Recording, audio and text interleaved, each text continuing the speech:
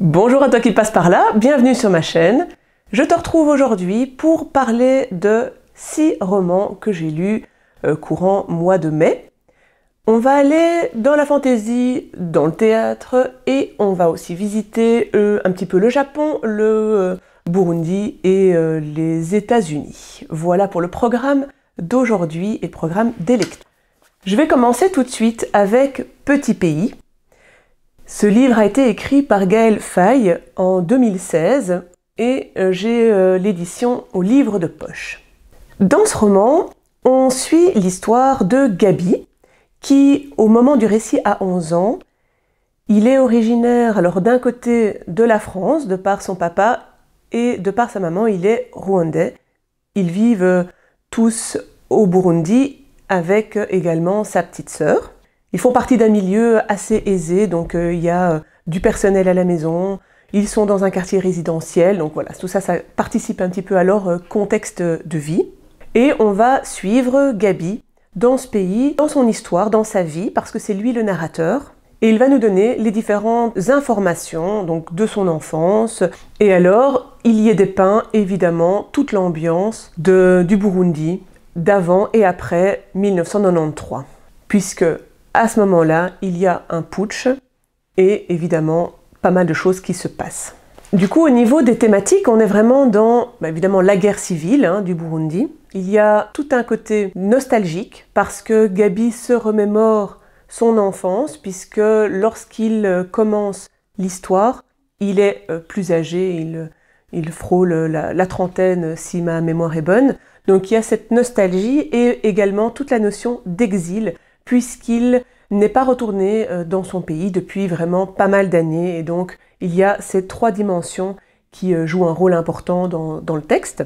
Au niveau de l'écriture, j'ai pas grand-chose à signaler. J'avais pas repéré d'extraits ou de passages que j'avais envie particulièrement de lire, mais voilà, ça se lisait de manière assez fluide, j'ai envie de dire. Maintenant, au niveau de l'histoire, j'ai trouvé que certaines parties étaient un petit peu inégales.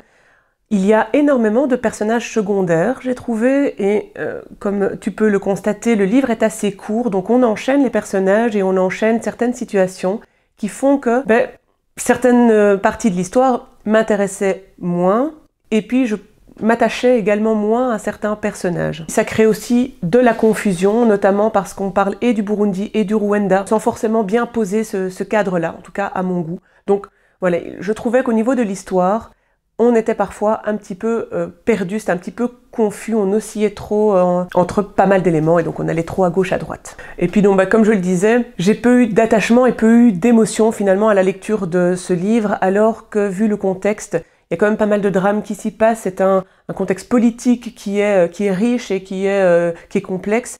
Je trouvais que ça, c'était pas assez mis en valeur dans le livre. Et pareil, j'ai pas eu, vu que je n'ai pas eu l'attachement au personnage, voilà, je trouve ça dommage parce que j'aurais voulu apprendre un petit peu plus de choses sur ce pays et sur ce contexte. Voilà, ça l'a moins fait. La lecture a été plutôt mitigée pour moi, même si, voilà, à part je n'ai pas d'énormes reproches à faire. Voilà, je pense que tu peux te faire ta propre opinion. Évidemment, ce livre a eu un grand succès et je peux comprendre aussi pourquoi.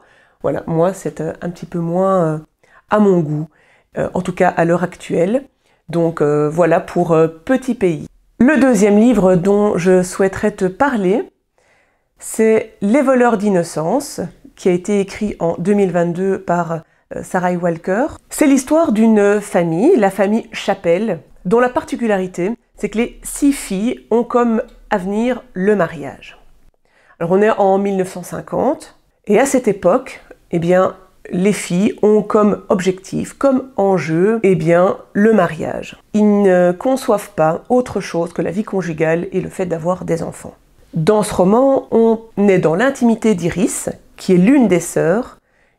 C'est également la narratrice, et avec force détail, elle nous explique ce qu'elle a vécu avec ses sœurs et ce qu'elle vit dans sa famille.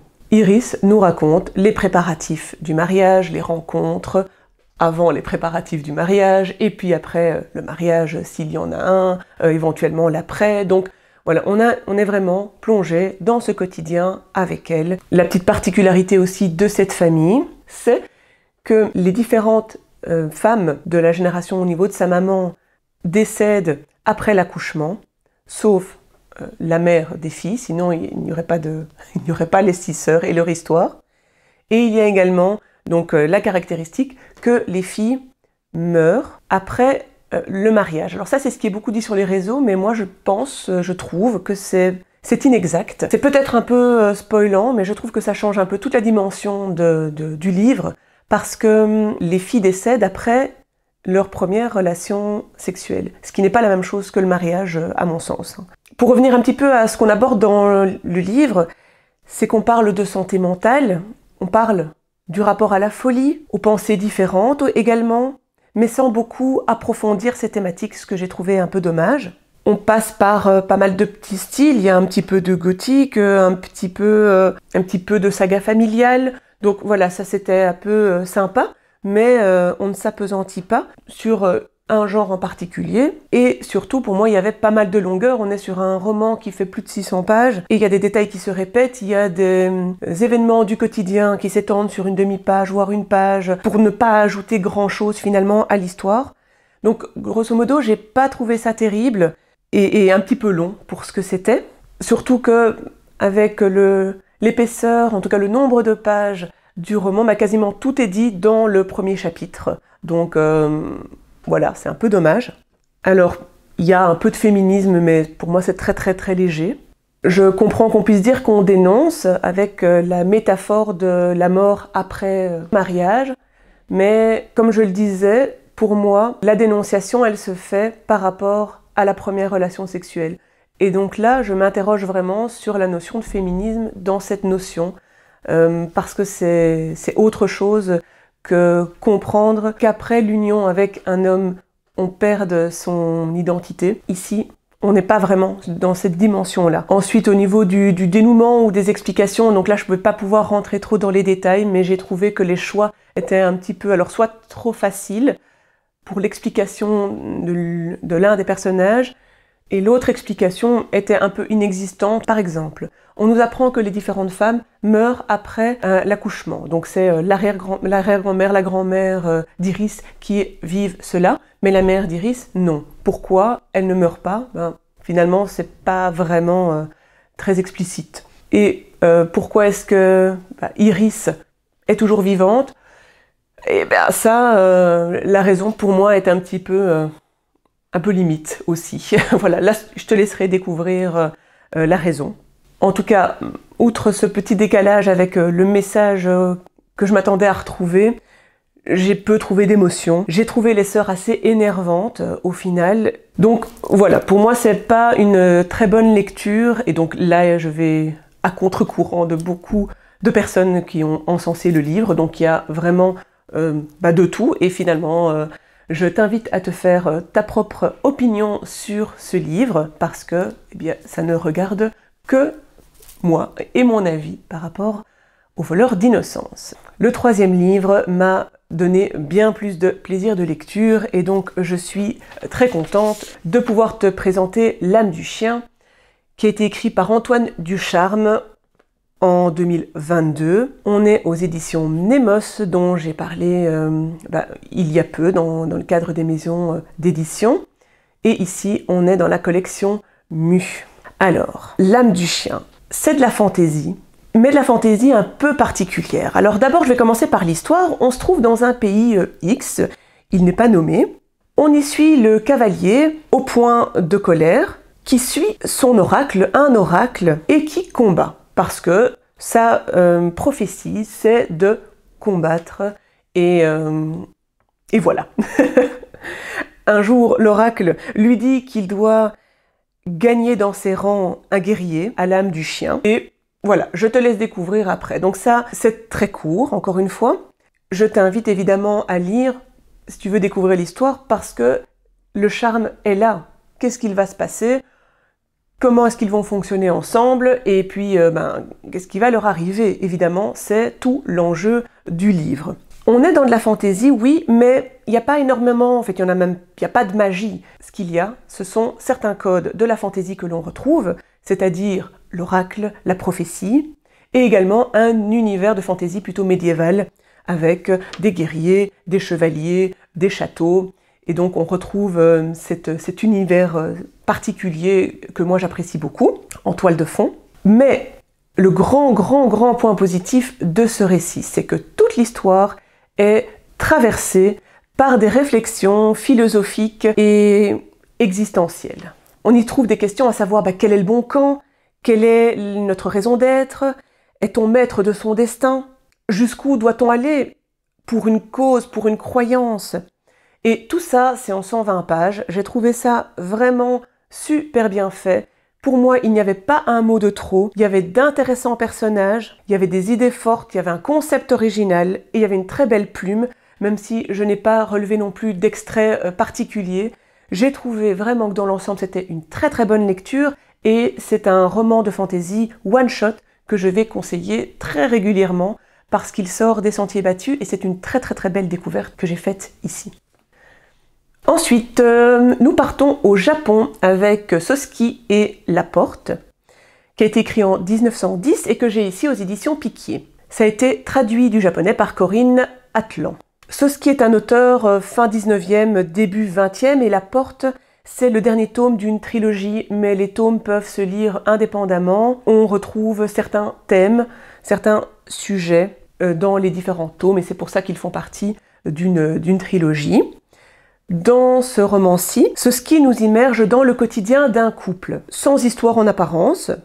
On est donc avec Sosuke et Oyone, qui sont liés, qui fonctionnent ensemble, sans que l'un ou l'autre ait besoin de parler, parce qu'ils fonctionnent très bien ensemble, et c'est très intuitif entre eux.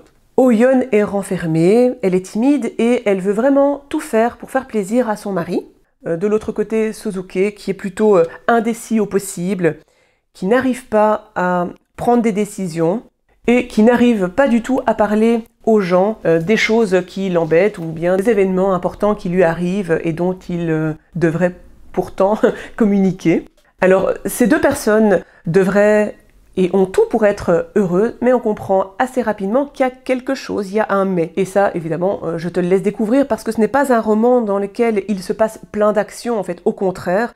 Tout se situe dans le quotidien, petit à petit, dans les choix effectués par chacun, leurs pensées, et évidemment leur relation à tous les deux, et comment est-ce qu'ils s'adressent aux autres, ce qui s'est passé dans leur passé, pour savoir comment ils en sont arrivés là au moment présent. Chaque personnalité est décrite avec des petits détails au fur et à mesure, et par petites touches, que j'ai trouvé du coup très cohérent, parce que tout est crédible et on se fait une bonne image de ces deux personnalités, de ces deux personnes. Ce que j'ai trouvé aussi intéressant, c'est qu'il y a une petite similitude entre le rythme, l'écriture et les personnalités, donc on est dans quelque chose d'un peu répétitif, d'un peu lent, d'un peu monocorde, mais sans qu'il y ait de l'ennui, c'est jamais ennuyeux. Alors par contre, j'ai pas vraiment eu d'attachement aux personnages, mais j'ai trouvé que leur personnalité était vraiment bien faite, la psychologie se tient. On a également les valeurs japonaises, l'ambiance de cette époque-là, qui est bien prenante et bien ressentie. Donc c'est un portrait de couple qui est bien réalisé. Il y a un très bon final également. On retranscrit bien le poids du passé et cette histoire montre s'il y a une possible résilience ou non. Voilà, alors c'est difficile de parler un peu plus précisément des thématiques parce que ce serait vraiment spoilant par rapport à l'histoire. Donc je te laisse découvrir, j'espère que ça a suscité un petit peu ton intérêt, mais si tu aimes ce genre de roman, je pense que tu peux trouver de quoi te satisfaire. Voilà, moi c'était une bonne lecture, mais voilà, ça ne m'a pas transcendé, mais c'était une bonne lecture. On se rapproche de la fin avec Forêt, qui a été écrit par Wajdi Mouawad en 2006. Là, on est aux éditions Babel, et ce tome, c'est le 3e tome d'une tétralogie appelée Le sang des promesses. Donc on est avec le 3e tome. J'ai parlé de Littoral il y a peu de temps, dans un de mes topos, et j'avais lu Incendie il y a quand même quelques années, que j'avais adoré, donc j'avais envie de poursuivre. Littoral pour moi était un petit peu en deçà, mais j'avais envie de découvrir Forêt. Donc, c'est chose faite. Ces tomes sont indépendants, mais certaines thématiques reviennent, se répondent et se rejoignent. Donc, tu peux le lire indépendamment. L'histoire, ici, est celle de femmes, mais pas que, évidemment. On démarre avec Aimée, qui est enceinte, mais chez qui on constate une tumeur au cerveau. Elle choisit de ne pas se faire traiter et soigner pour épargner son futur bébé. On sait que sa durée de vie est limitée et qu'elle ne va pas pouvoir rester très très longtemps. On apprend assez rapidement qu'elle peut compter sur une quinzaine d'années.